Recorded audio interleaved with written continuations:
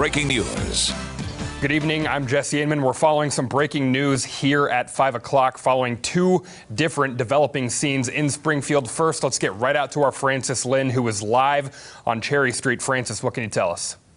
Two Polk County families are without a home tonight after severe weather swept across the Ozarks yesterday.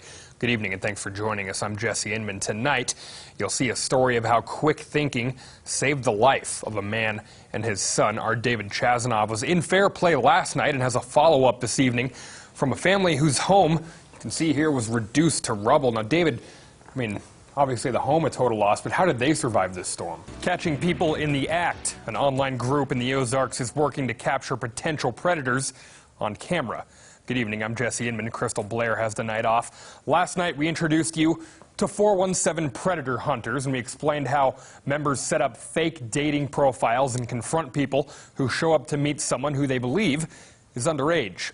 And I spoke with Springfield police and a local attorney and discussed how these situations could play out in court and the risk that comes along with it. New at 10 tonight, experienced police officers are bringing their skills to town and learning some new ones at the same time. The Springfield Police Department's lateral program began this week, and our David Chazanov visited with the class on their second day. David, where are these officers coming from?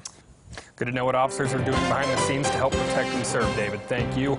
In our local spotlight tonight, making strides in the fight against a terrible disease. This morning, survivors and supporters gathered to bring hope to those suffering from breast cancer. The Making Strides walk began at Hammondsfield Plaza. KOLR10's Lauren Barnes and Elisa Raffa emceed the event.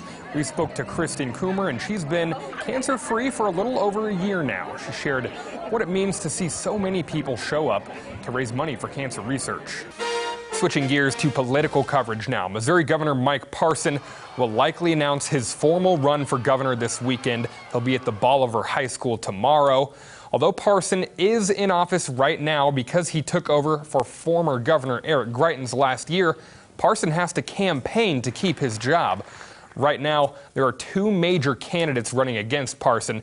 State Representative Jim Neely is a Republican from Clinton County, that's just north of Kansas City. He's hoping to win the GOP ticket, and State Auditor Nicole Galloway is the front runner for the Democrats. We plan to send a crew to the governor's announcement tomorrow, so look for that coverage on ozarksfirst.com as well as our broadcasts here at 9 and 10.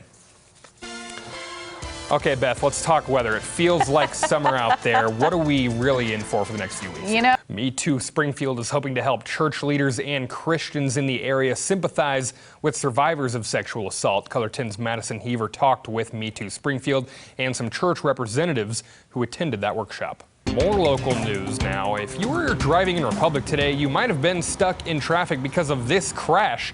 A dirt truck tipped over on Highway 60 at Harrison Street this afternoon.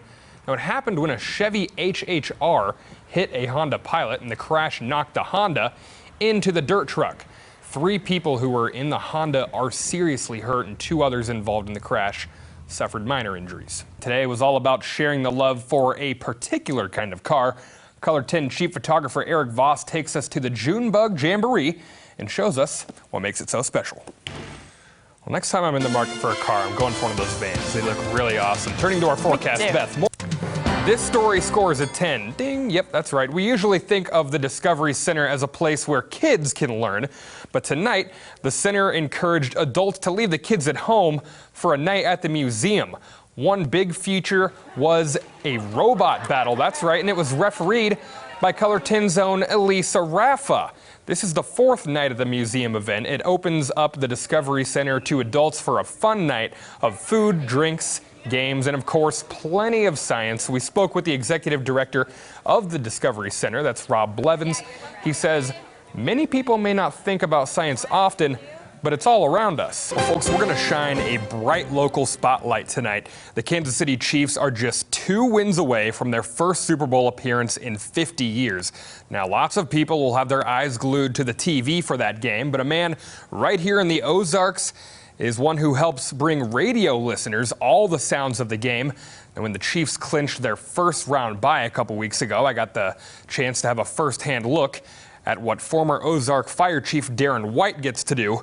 And let me tell you, it is a football fan's dream. You know, last year at our Christmas party for KOLR10, I won a fishing reel. Have yet to take it out of the box, and I think once these storms pass, might be a good opportunity. Maybe next weekend. Yeah. Hoping so. Thanks, Beth. Coming up next, in sports, a tough night for the Blues. Kruger around in front, Pasternak, he scores! And it's 4-0. Oof, Dan Malloy has a recap of a disastrous Game 3 of the Stanley Cup Final right after this.